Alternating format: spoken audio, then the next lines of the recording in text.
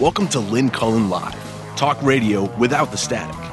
Email your questions and comments to lynn at pghcitypaper.com. And now your host, Lynn Cullen. Hey there, and a welcome to you. It's Tuesday. Don't ask me the date. I don't remember. Oh, wait, my new clock. 10:10. Cool. 10:10 at 10. Oh, my God. I wonder what that means. Absolutely nothing. So, guess who's here? Yep. My sister Susan. Hi, Suze. Good morning. Good morning. Why are we getting that buzz? There's no way to get around that buzz. I don't know. I'm on a landline and everything. Okay, no, I think it's here. It's here, but it's okay. If it's not driving anybody crazy, we just move on. You're in St. Louis. I am. Okay. Hard to keep track of you. I know. Well, I have a lot of life here. Yeah, you're sort of all over the place. I know. Mm-hmm. In the Middle West. In the Midwest, right. She's up, she's down, she's all around. All righty, Suze. I don't know. I have to tell you, I have to warn you, it seems even worse. Yeah, the buzz. I'm talking to Stephen. Excuse me. It seems that, I'm sorry, I'm having trouble. I have to stop focusing on the buzz. I have to stop focusing on the buzz. Do you hear it? Is everybody else hearing it or no. just me? You don't hear it? I don't hear it. That's a little better. Okay, I'm going to try to, you know how when something's in your head and you tell yourself pay no attention? It's hard. Right. It's hard to think around it. Well, don't listen to it. Oh, yeah. Okay. I'm going to try. So I have to tell you that I woke up this morning and did my usual thing, reaching for my friggin' phone, looking at my emails and looking at Twitter, and then contemplating suicide. I mean, it is really a bitch waking up these days. It is. It really is. And I mean, I was trying, I actually make a small effort to prepare myself to talk to you. And so I am always up early and reading, a bunch of different newspapers before I call in, and I can't do it. I keep skittering off to, anything else. Right. I agree. So I'm going to ask Stephen to find me something I thought I sent myself here. Roger Cohen in today's New York Times, his piece, because it's what he writes about today. And when I read it, I thought this is where we all are. What he did is he disconnected his, I think, cable. Yeah, his cable. And he said he already, after a week, feels better. He's not watching as much news. And he starts the litany of the world always being with us now, how there's no escape. And it's exactly, we were talking about this on the show yesterday, actually, because of a piece in the Wall Street Journal over the weekend about the impact of this little smartphone on us and how it has become our constant companion. It embodies everything, every aspect of us, our memories, our everything. I mean, it's just mind-blowing to think about how important this thing has become. But studies increasingly are showing that it's making us stupider and it's making us less sociable. And it definitely has an effect on my attention span. And it definitely, like you said, you used to read books all the time, and you find it difficult to read a book now. I have to say, I used to read 3 to 4 books a week. Wow. And I don't think I finished a book in 3 years. Well, see, okay, so, and what I said yesterday is there's no stopping this. It only can be individual actions where you try to get some manner of control over its impact on your life. But it's a losing battle. It's a done deal. Our total now lack of privacy, the assumption that people and huge entities we don't even know exist, know everything about us, hold our most, most intimate maybe secrets, or certainly can get at them. I just find this new technological world pretty awful for the human spirit. And as it turns out, for human intelligence. Well, and the change has come so quickly. Yeah. The change has this technological revolution really occurred relatively overnight, and swept all of us surprisingly easily along with it, such that now, within a decade, we can't imagine how we lived before. Right. But we were allowed to just live small. Life was what we could see in our neighborhoods and what we could, drive to our little downtowns and see, and we involved our neighbors, and that's all gone. Yep. Maybe it wasn't Roger Cohen. Because usually Steve... It wasn't, because I'm looking for it, and I'm going, what are you talking about? Okay, I'm talking about a piece in today's op-ed section. Today's. It wasn't Roger Cohen, but it was about cutting the cord. You got it? No, but okay. I'm sorry. I sent it to my email here, but it didn't come. But it sort of, said it all. And then after I read all that, and after talking about what we were talking about yesterday, I just, I find myself just sort of sighing. I'm not sure how we're supposed to live our lives in meaningful ways if we're aware of sort of our souls and our humanity being systematically taken from us in a way. I find it, really frightening. And the thing is, there's so much to be frightened about. Just, looking at the paper today, for God's sake. Things going on with no end in sight. I was looking at the wildfires now, right? We can't even keep our heads on one conflagration, one catastrophe before we're knocked over to the next one. Meanwhile, as we now watch the wildfires in Sonoma County and Northern California, or is that sort of middle to Northern California, we've totally lost sight of Puerto Rico, where, what is it? Almost 90%, 95% of people still don't have electricity. Some don't have water. Some haven't even been gotten to since all the roads being washed. Well, and it's not like Florida is back to normal and up and running. These things just don't go away and get rebuilt overnight. No, if someone were making a disaster movie about what the end of the world or an alien invasion was going to look like, this is what it would look like. Yeah. Fires, earthquakes, hurricanes, nuclear wars. I know. This is it. You can see where if somebody's inclined to believe that these are the end times, that it's certainly starting to look like it. It really is. It's a pretty good depiction. Yeah. So,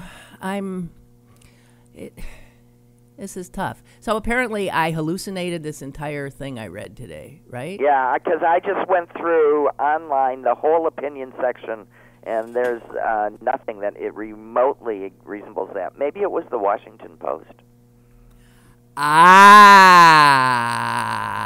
Let me try that. That's where it was. Excusez-moi. Of course, it was the Washington Post. Yes, where I think Roger Cohen writes. Yeah, I think that is where it is. And if we can't find that, then I've lost my mind totally. Dianne Feinstein. Yeah, here it is. The Evil Entering Your Home Via Cable and Internet by Richard Cohen. Richard Cohen. Yeah. So there's stuff in there that is just so, I mean, he just sort of runs down everything that has happened to us and our loss of any semblance of what used to be life, like regular life, and the way we used to live it. It's gone snatched like this. And you wonder why people are angry. They might not even know why they're angry. You wonder why people are, just out of balance, and there it is. There it is. And then it starts all the old debates. Like, here's the old gun control debate, and the people that always say it are saying, well, gun control laws wouldn't have stopped this guy with his gun. He was still going to do it, and thank God he didn't instead hire an airplane and dive into the crowd, or good thing it was only guns. And and you're going, really? Yeah. I don't think we should try and cure cancer either, because there's always going to be someone that dies from cancer. That's right. So, I mean, what can you do? Why do any? What can you do? You're wasting all that money, because there are always going to be people that die from cancer. So don't try to. So why even try? Yeah. So here's some of Richard Cohen's. Evil comes in through the cable and through the internet. We look forward to the advent of driverless cars, but they can be hacked. So in a few years, you could be riding along and some 14-year-old in Romania takes over your car. So you end up running lights and losing your brakes, or worse, listening to Eminem. Equifax has been hacked. Your personal information's gone. Where? Who's got your social security number? No one knows. What about your Yahoo account? Hacked.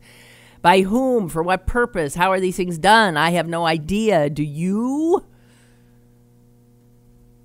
Here's something W.H. Auden wrote in the days right before World War II began. Waves of anger and fear circulate, obsessing our private lives. Well, we're there again. And this incessant bad news comes from the internet. Before that, and here it is just in a sentence, before the internet, before cable TV, serenity could be found in our homes, in the fields, the farm, the family. It is very difficult to find it now. There was a time when you could close the door and keep the world at bay. And now the world comes elbowing in every time you go online. Pandora tells me, you have listened to 638 hours of music. What's it their business? And then he says, a certain pair of shoes I considered buying stalks me all over the internet, popping up in the margins of unrelated web pages. Isn't that true? You take one look at an item, and then it stalks you. West Elm keeps telling me I have good taste and I should go back and buy that. Right. I got West Elm on my tail, too.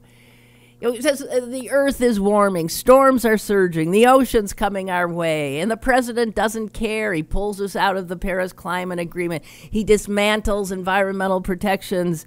He stokes the fury of white goons. He's a bigot. If you look at him long enough on television, the picture goes from color to black and white to Europe in the 1930s. He's a colorized newsreel. Get your milk duds. Auden would undoubtedly have recognized ours as an age of anxiety. We fear so much. We fear war. We fear seas. We fear ordinary men with extraordinary guns murdering utter strangers, and not even out of hate. We fear hackers lifting our wallets, a public accounting of our private lives, and we wonder if the shoes that keep following us around on the internet will someday, with the click of a distant mouse, look more like the jack boots of old. All right. Well, now I'm just going to kill myself. But, you think he's overstating the case? No. Do you? No. No. No. But I just stay where I am and hunker down in this very nicely appointed basement that I'm sitting in. It's got a wine cellar. I could just die here.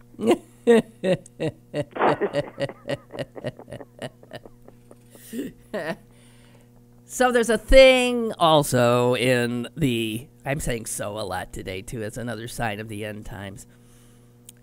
My grandson says basically now. You ask Oh, him that's anything, better. he goes, That's well, basically. I played at the park today in Dut. And what? And what? I played at the park today in Dut. I played at the park today in Dirt. But it always In starts Dut? out with, well, basically. Basically, I played in the park today. What kind of an accent is that? It's sort of Boston, and yeah, it's a lot of Boston. And Where would that English. come from? And He's in Chicago. I don't know. He sings like Mick Jagger half the time. Well, that's okay. That's good. That's good. Oh, okay. So. And he got himself dressed this morning all by himself. Okay, that's the grandmother report. I'm just saying. How old? He's 3. This is 3. This is 3.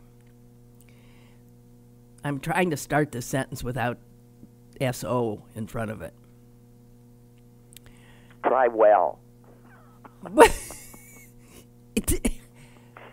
mean, what did we do before we started? Maybe we were always saying so much. What the fuck? God. Was a lot of it. Yeah. Yeah. Like was there for many, many years. Yeah, a placeholder. It's just a placeholder. It's an equivocation, the like stuff. Oh, no. You're Right. saying, Have you been to the mall lately? Like, are you asking me that, or did you just say, like, have you been to the mall lately?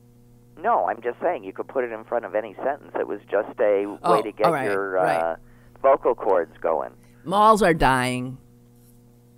Yeah, I was actually at a mall because, St. Louis is sort Has of easier great to get ones. around in. Yeah. And has very nice ones, Yeah. but dead as a doornail. Yeah. They're gone. And lots of emptiness, and even the ones that are still relatively thriving. Yep. Because nationally the stores are not thriving, so they're just closing everywhere. Well, this is because Jeff Bezos is a genius, so we hear. That's right. That's all. That's all that's about. One man now can change everything.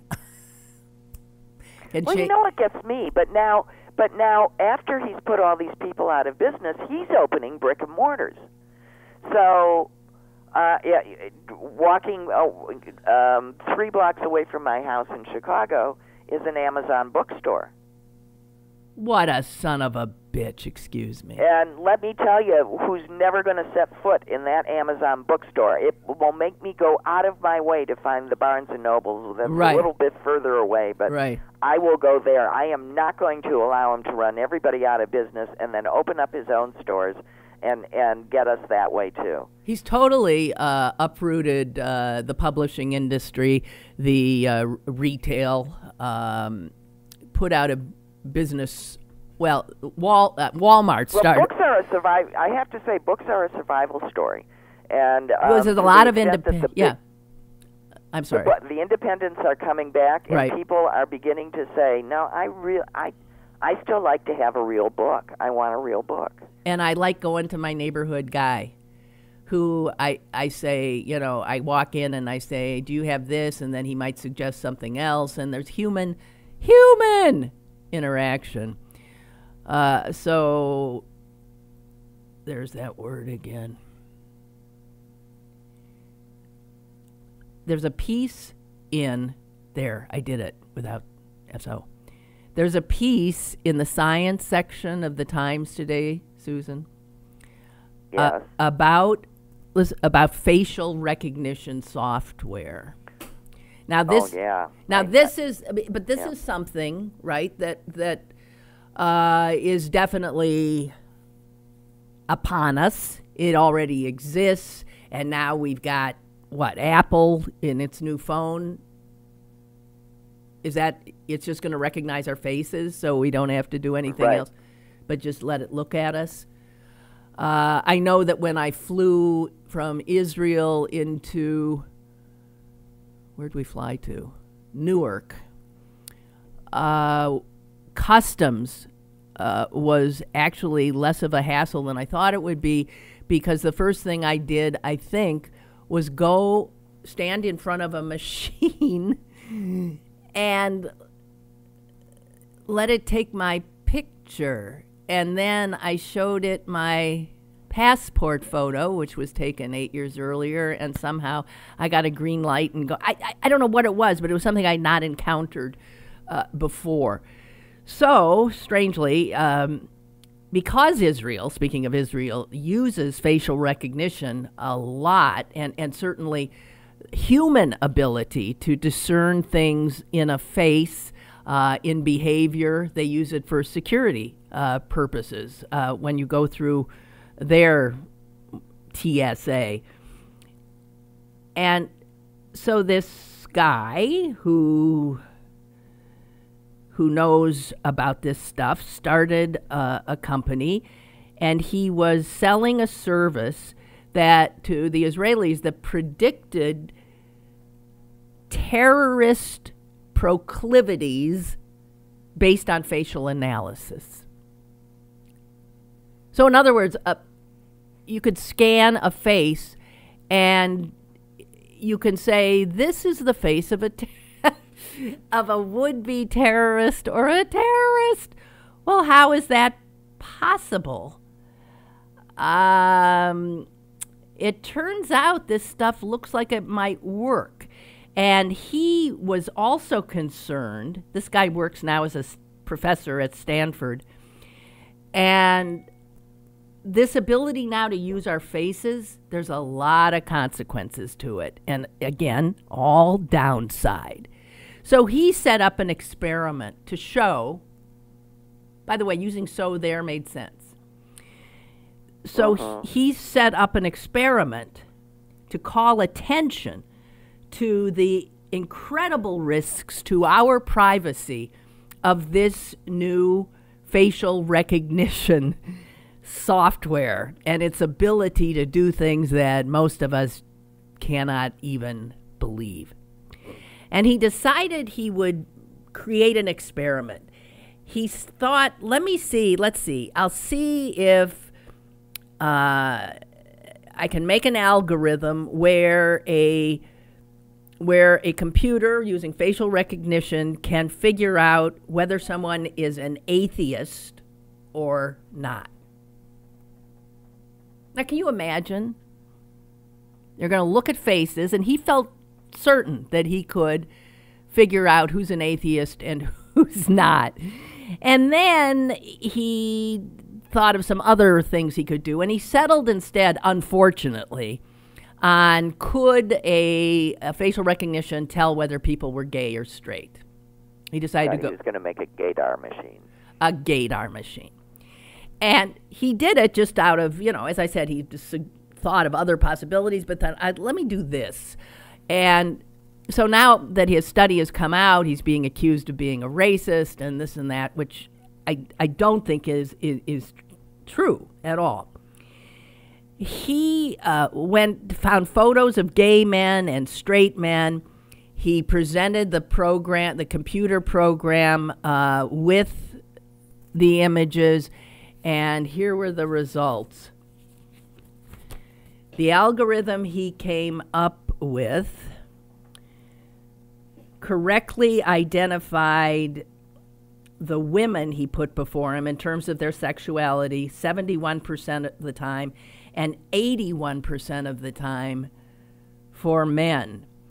If instead of using just one picture of the subject, he gave the computer 5 different pictures of the the subject, the rate of accurately deciding whether that face belonged to a gay person or a straight person went up to 91%.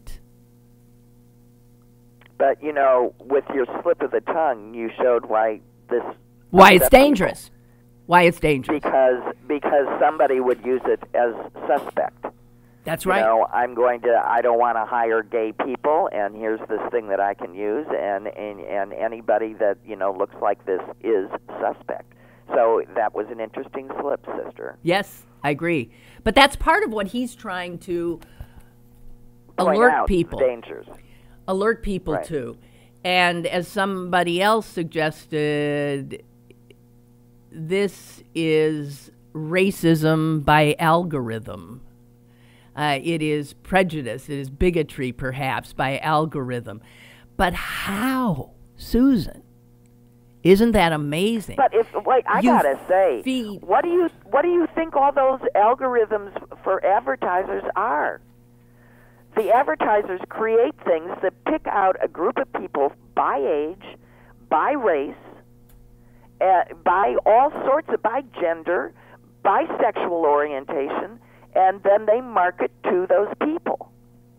And as if you were reading the paper a couple of days ago, you would have found, or I'm reading online, so maybe it hasn't even been published yet, but how this guy that worked for the Trump organization had Facebook people working with him. Facebook sent them in to teach him how to target, very specific groups of people, sometimes as small as 10 or 15. But it's free, so why not? That's what you can do on social media. So the fact that this guy did this study, and could so easily pull together this algorithm is one thing. But to think this is new and isn't already being used is quite another. Right. That's how advertisers work today. I remember reading many years ago, 5, 6, 7, 8, 9, of a department store, high-end in New York, that had cameras like in its mannequins so that the mannequins really were watching you, and they were recording how people behaved, individuals behaved as they went from here to there. And who was telling me just the other day that if, for instance, you have a Target. If you sign on to a company's Wi-Fi and you're in that store, they're watching everything that you do. That's right. That's why you never accept mall Wi-Fi or department store Wi-Fi unless you're just going to sit in their restaurant. That you can do. Then you turn it off because they are every place you go, every time you stop and finger something and say, that's a nice outfit. And you know what they can do? Because they've seen you doing it, they can shoot you a coupon, never know how to pronounce it, a coupon for that item. And if you're somebody who, like so many people are, sitting there attached to your phone and that little bing goes off, you look and, oh my God, I can't believe it. They're giving me 50 cents off this thing I'm standing in front of. Just for you. Yeah, just for you. A sale, a code. Just for you. Well, this is, a brave new world. By the way. And that's what they did. So it's our shopping habits. It's also our elections. So when you have one of these cards from your supermarket, man, the information they glean about you from what you buy. Well, and that's the other thing. Never have one of those cards unless you're going to get something for it, because otherwise they're just, using you as an inventory, right. To control inventory and to see what people buy. But, now grocery stores are smart, and a lot of them are saying this item's on sale, but only if you have our card.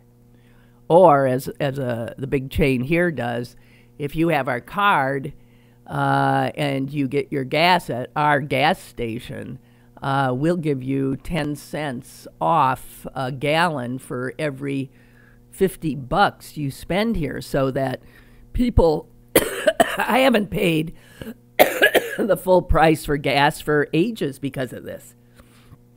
I regularly get, using the card, 60, 70 cents off a gallon from my card. So that one is giving me something back. Right. I mean, that's what I'm saying. At least make sure that you're getting paid for willingly giving up all of your information. But because otherwise you'll give it to them for free. So I sort of insist on at least getting paid. Well, you know, oh, by the way, speaking of that grocery store, I went in there to get two things yesterday at 6:30 p.m. I thought the crowd would have left. It was, every register had like 20 people in line. I picked the line. I waited. I maybe moved up 4 people. And unbelievably, the person running that line closed the line with like 15 people in line with nowhere to go because all the other lines had 500 people in them. And was there a riot? No, people are like sheep now. I don't know. I said, "What the?" That's what I said. "What the?" And the lady in front of me turned and she said, "I can't believe it." But that was just the two of us. So I meekly, with all the rest, scattered and went looking for another line, holding my 2 items. The self-serve lines were through down the hall, and I mean, it was unbelievable. Unbelievable. And I get in another line, standing there for 10, 15 minutes, and an older woman with a cart. Walked right in front of you. She comes up, she surveys the scene, and then goes right up to like just 2 back from the front and says to a nice young man, "You wouldn't mind if I come in before you. I only have these 2 things." And I just went nuts. I almost went up to her and said, "Who do you think you are?" Because you're She's old. An entitled old woman. Yeah, no, because she's old. She thinks she can get away with it. Because what's that nice young, and the young guy let her in.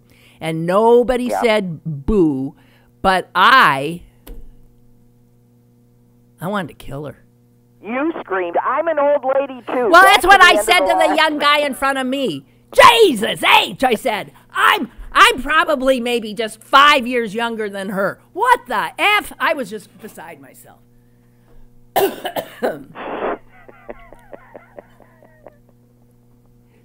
So on that same science page that you were looking at about the gaydar machine, I liked the story about refrigerator blindness, but they don't call it refrigerator blindness.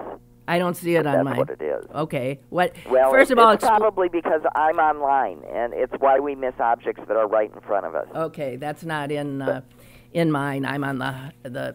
So Susan should explain. No, because it's from 4 days ago. That's why. Okay, you came up with the term refrigerator blindness. Explain to everybody, because I thought it was brilliant. Explain to everybody what it means. Doesn't anybody? You mean that's not a thing? I made it up. I thought you did. I never heard it until you used it. Refrigerator blindness is usually exercised by husbands, I have to say. Yes. But it's when you open up the refrigerator and you go, "Where's the mustard? Where's the mustard?" And then the object is invariably immediately in front of the person's eyes. Right. And they cannot see it. They cannot see it. It's a real thing. Right. And in my case, over the course of years, I realized that if I just got to the point where I picked my tush slightly off the chair, his eyesight would immediately kick in. That's right. The minute you start getting up. Right. Oh, here it is. Never mind. That's right. But if my tush was firmly attached to the seat, he'd never find be it. Found. So it was a form of, who knows, a form of exercise for you, Susan. He was just trying to get you to move. It was. But now I can think of, just today, actually this morning, twice incidents of such stupid blindness. You know, I'm sitting there looking at the bed that I'm on, and I know that the remote control to the TV is right there because that's where it is. And I can't see it. I mean, it took me a while to find it, and it was literally right in front of me. Uh-oh. Yeah, well. But I think a lot of this is because we are all so scattered now. We're so... No, totally scattered. We're just, our brains weren't meant to, and because evolution of the brain and the body, the physical us, doesn't happen with the speed with which technological evolution is happening, we are, F-U-C-K'd. Why do all of a sudden I spell it? Yeah, or it could have been my own survival instinct because my brain refused to see the remote control. It was probably just trying to help me. Yeah. Oh, dear. Okay, let's get some emails in, and then I got it.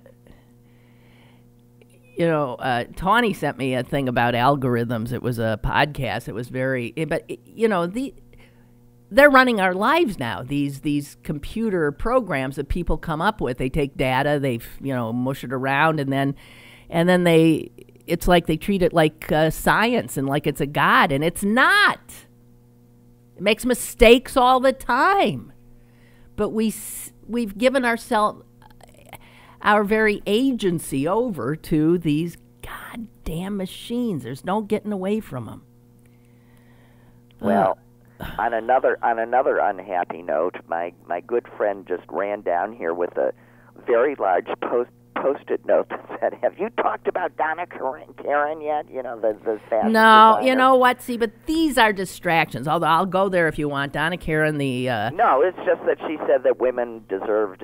No, she said that the women that were molested by Weinstein were dressed provocatively and were asking for it or something. Maybe they were wearing one of her wrap dresses without a bra. Oh, that's Diane. Was she there? How does she? What does she know? How does she know what they were wearing? But I find these things all distractions. Men, I got news for you, people. I mean, it's amazing to me that you don't know that men with power. I'm sure there's some exceptions, but they treat women. They feel like Donald Trump said on his, the famous leaked tape. You can do whatever you want. You can do whatever you want. And Susan and I have talked before about our experiences in the 70s, being in places with high-powered men as women entered these workplaces and the crap that we were subjected to. And there was not even a term for what was happening. There was no crime. It was just men doing what men do. It was on the spectrum of the 70s, which was harassment all the way over to assault. Mm-hmm. And Weinstein came up with that. He said, I grew up, he's my age, I guess, probably. I grew up when these things were, you just got to do them. Yeah, you did. You got to do them. And women knew to keep their mouths shut. And women have since learned, I guess, to keep their mouths shut, too, because there are repercussions now, still, for speaking out. Although I have to say that in the company that I worked for, when I went into the president's company enraged after 2 incidents in a row and named an employee and the fact that I had been sexually assaulted on the subway every day for a month and just sort of noticed that the actions were immediate and sort of gratifying, but that was because the president of the company really liked me. So, probably because I was a pretty young thing. Yeah, and they didn't have a lot of pretty young things so in the office. It was just, it's just the way it was. Yep. So Whatever. And it's probably why I got the job, too. But anyway. Dianne Feinstein says she's running for re-election. I know. She's just 84. Come on, guys. We live longer now. No. I think she should. I mean it. I think anyone at that age, stop already. Will you let some young people come in? We need young people. We need Will young you people. I mean, that's a 6-year term. She'll be 90 at the end. Now, maybe she's sharp as a tack. We know that's quite possible. But come on. Let me ask. Do you feel the same way about Ruth Bader Ginsburg? No. But that's a different thing. Okay, so why? No, that's a different thing. Why in Ruth Bader, who is clearly sharp as a tack and can stay on there till she's 120 if she lives that long, why do you feel that way about her, yet deny Dianne Feinstein the right to run? Well, because Dianne Feinstein is sort of owns that seat, and I think and Ginsburg has the seat till she dies. It's a different thing. I think that the Democratic Party has way too many old people, as does the Republican Party. And if you want to shake things up, the old people need to stand aside. Not Ruth Bader Ginsburg, because her stepping aside will totally destroy the Supreme Court of the United States for the next 30 years. The same cannot be said of Dianne Feinstein leaving for another Democrat to take her place. I don't know. California only elects women to the Senate. Have you noticed that? Yeah. All right, I'm going to read some emails. We haven't done any. Mark says, how many times have you heard, if that happens, the Trump base will go insane? My question is, how will we know that they've gone insane? If what happens? Anything, Oh, if he does that, his base will go insane. They are insane, so there's no way. Is that keep beeping coming from my friggin' computer? All right, then shut the hell up. You're driving me nuts. Okay. He says, this may be hard to believe, but when I was in the Army, there were also black guys in the Army. We don't seem to think they count when we respect the troops. Isn't that interesting? Yeah. Well, and nobody has explained to me when the flag became the troops and didn't represent all of us. Yeah. And I think the greatest picture of that sort of pulled all of us together was that picture of a older black vet taking a knee at the side of the road, holding his triangulated, folded up American flag at his heart as the, presidential motorcade came by. Yep. Yeah, there it is. These fucking fools who refuse to, see any complexity in anything. Well, and they take this is what Trump does, it's at this point clear. I don't know why we keep falling for it, but when things aren't going well for him, he distracts us with this That's sort right. of shit. Which is why I don't like... And it's not a distraction, it's a further division. It has to divide us to be successful. Right. Which is why I don't like going to these places. I don't talk a lot about the NFL thing anymore. I don't talk about statues and flags and stuff because these are distractions. We've got to keep our eyes on the prize. Anyway, Mark goes on. Staying out of nuclear war. Yeah. Staying out of nuclear war. If you need a clip with more than 10 bullets, you probably shouldn't have a gun. He also says there's a reason that hunters wear bright orange clothing. It's called hunter's orange. It's so other hunters don't shoot them by mistake. You also get tipped off to other hunters in the area by the sound of shots. So a silencer? I don't think that's a good idea. And thoughts and prayers, they seem like opposites, right? Kinda, yeah. And he says, Game 5 tonight. He's in Columbus, I think. Game 5 tonight versus Yankees. Thoughts and prayers, please. Well, Mark, I got to tell you, I got a Yankee fan sitting 2-3 feet away from me. But, okay, may the best team win. Barbara says, patience is a virtue. Keep it if you can. Seldom in a woman and never in a man.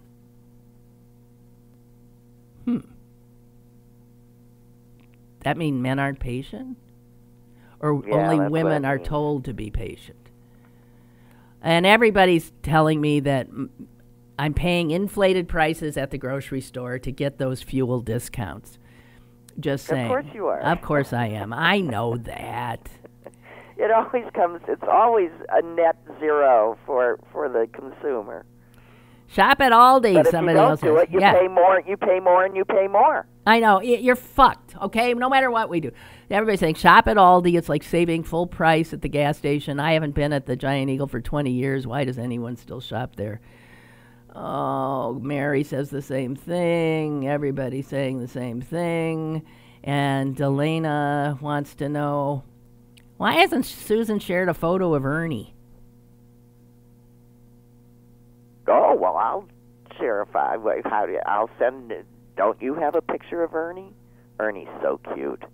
He's a 60-pound hound. He just looks like a friggin' hound. And my brother just got a hound. They both look like friggin' hounds. Hounds look the same. Chuck, right. Although, you know how you're, I don't know, if you have an Apple device, it, like Facebook, frequently just pops up pictures out of your photo album, you know, for you to look at. And they popped up, it must have been the first day that I had Ernie as a puppy, and he was so cute. Tell me. I remember I saw him. I shared the back seat. You saw him then. He was so cute. You could die. Well, you know, there is a funny thing on the internet today you gotta wonder. There's this big dog. I think it's a Burmese. Is that a dog? Yeah. And he's black, white, and tan kind of coloring. Big dog.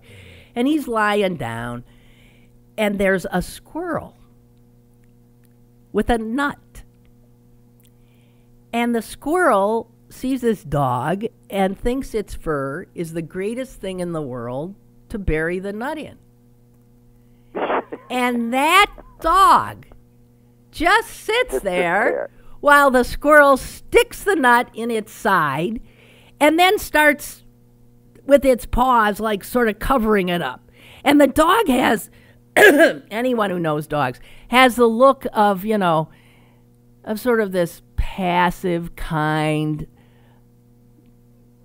I always call that bemused. Bemused. I don't even think it's quite that. It's like they always look a little uncomfortable. You know, the eyes are like little like, what the hell's happening? What the hell's happening? And then, but he doesn't move, and he lets the squirrel keep batting at him, trying to push the nut in further. And then the nut falls out. And that's where the video ends. And maybe the squirrel gets an idea that, oh, maybe this isn't such a good place. But the dog never moves. It's so cute. That's like Ernie. That's like Ernie when the cat walks right up to him and sits in front of him and literally boxes his ears. Oh, God. We have a caller. Hello, caller? Hey, Lynn. Hey, Susan. Can you hear me? Yeah. I don't have the best connection. Okay. Good morning to you both. I'm glad you pointed out the bit about the Trump using the distraction with these petty social issues. But that ties into something that I think it's important to recognize, is that this individual is cruder, more openly bigoted, more brazenly corrupt, and far stupider than the previous, Republican occupants of the White House. But he's using the same tactics. The Republican Party has, since the time of the Southern strategy, used social issues to manipulate Americans to vote against their own best economic and policy interests. I mean, they made a shibboleth of gay people, and now transgender people, and of abortion, and of feminism, and of any other social issue they can use to divide people and to distract them from what their actual policies are. I mean, any Republican president who occupied the office now, not simply Donald Trump, would be gutting the EPA and gutting the Consumer Protection Act and going after Wall Street regulation and overfunding the military and cutting programs such as CHIP. We have to recognize that Trump isn't unique. He's simply a much cruder, dumber version of what we had in the past. I don't disagree. But he's a more dangerous version in his because of his just personal, proclivities and deficits. Because he's nuts. Because he's stark raving nuts. Matt Taibbi, are you familiar with Matt Taibbi from Rolling Stone? Brilliant investigative reporter and liberal opinion piece writer. Yeah.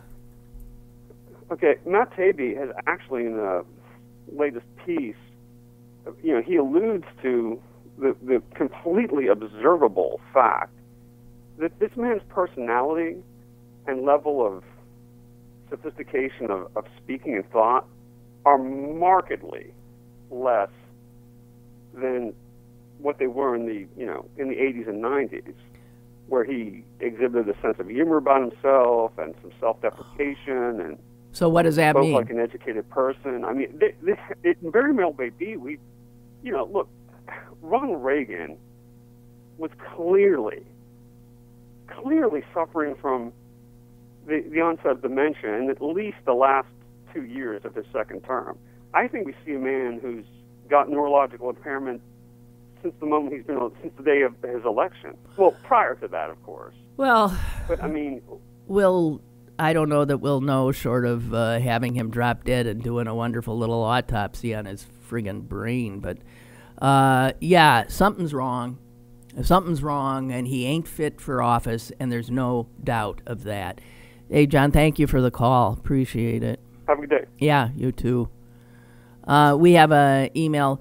Susan, yesterday there was an obit for a NBA player, Connie Hawkins, who had a Pittsburgh connection and who also was the plaintiff in a really important lawsuit that essentially resulted in free agency in the NBA. His name, did I say his name already? Connie Hawkins.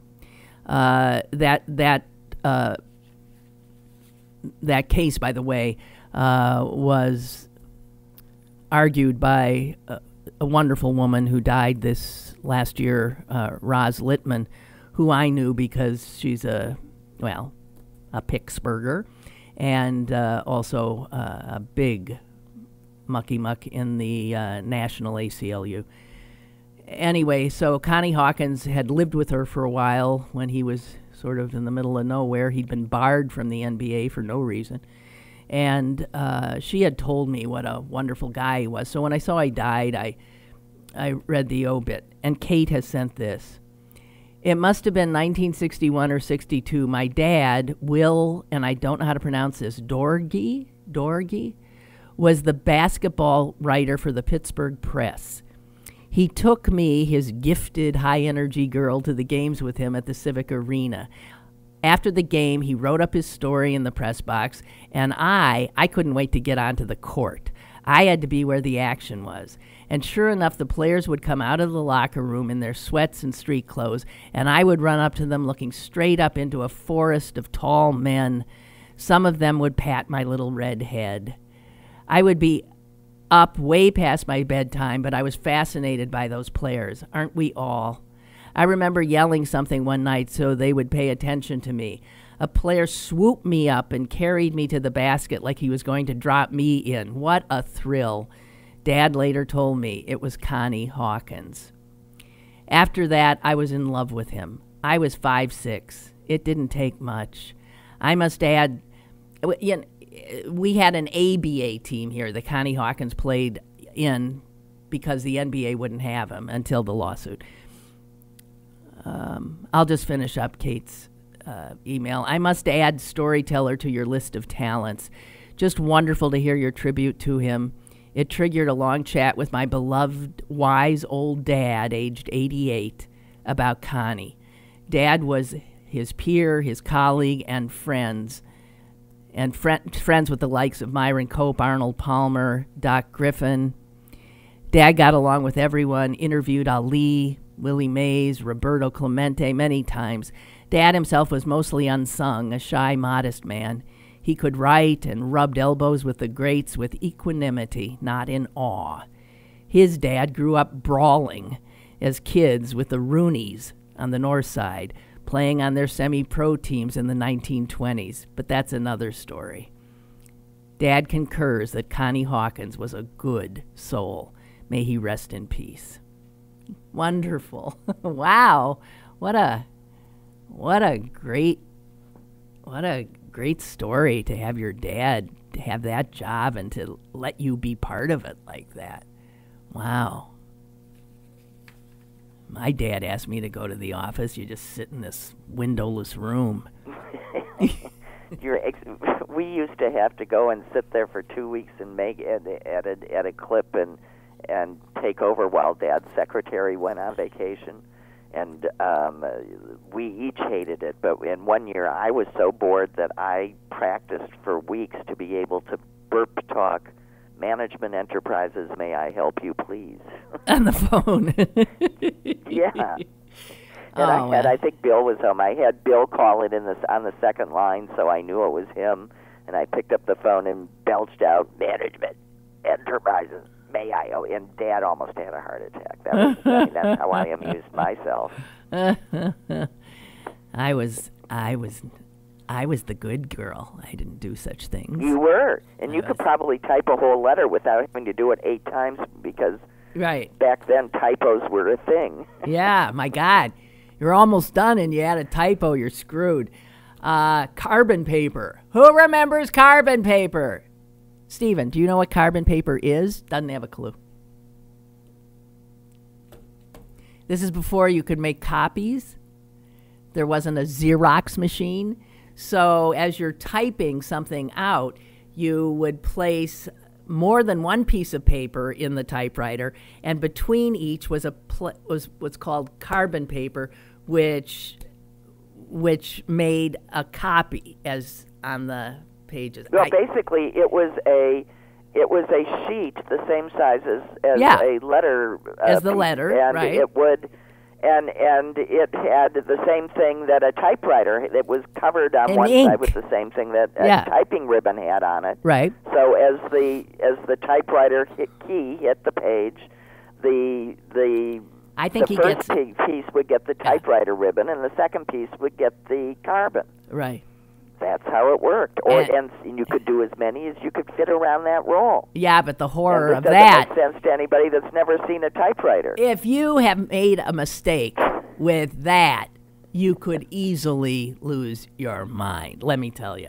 Okay, we only have a minute left, and I just want to throw in here that I believe today is the day that the Pittsburgh Penguins go to the White House. Is it not? Or is it next Tuesday? I think it's today. And I'm so sorry they're doing it. Because if it's today or if it's next week, they will be used by the president. Do you not think, Susan? He's going to have that championship team standing behind him at the White House. And are they actually going to go? Yeah, they are going. They said they went last year with Obama, and they said they thought it was a tradition that the championship team goes to the White House, and it was not about who's holding the job at the time and whatever. So they're going, and it's unfortunate, is all I can say.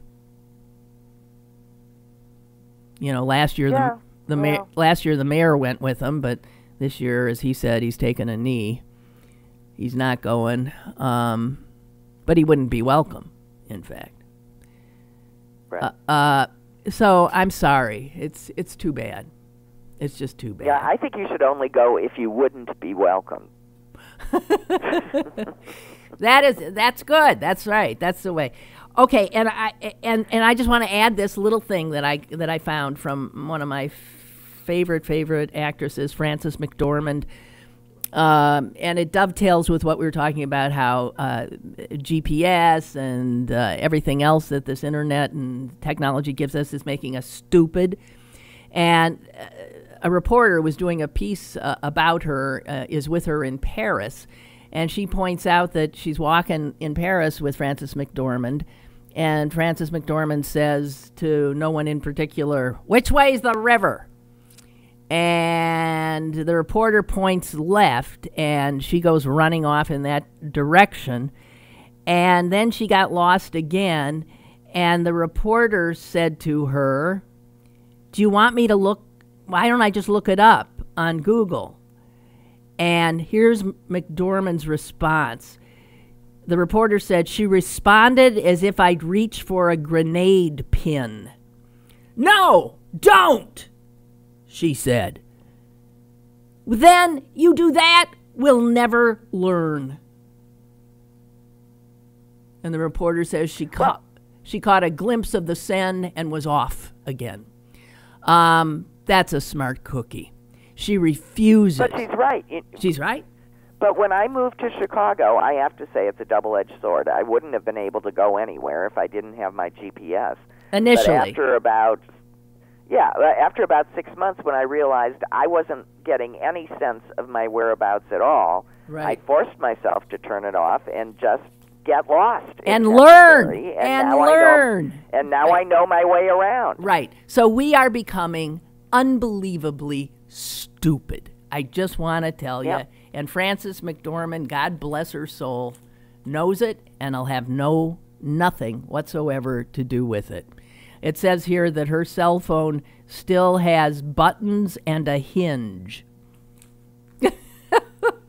What is that? It's probably a BlackBerry of some sort? It's a flip phone. A flip phone. Oh, yeah, a flip phone. All righty, Suze, thanks so much. When are you going home? Okay. When are you going back to Chicago? Tomorrow. Okay. Tomorrow. All right. Okay. Have safe travels. Bye. Bye. Thank you. Bye. Thank you. Bye.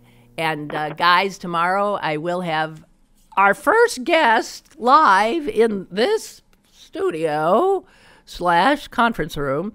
And this is a wonderful woman from Planned Parenthood. And we thought we'd talk a little bit about that extraordinary agency. Because, man, people don't understand what it is and what it does. You'll love this woman, okay? Be there or be square. Bye.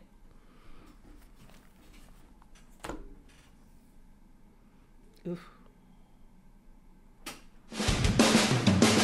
Lynn Cullen Live, Monday through Friday from 10 a.m. to 11 a.m. and archived at pghcitypaper.com.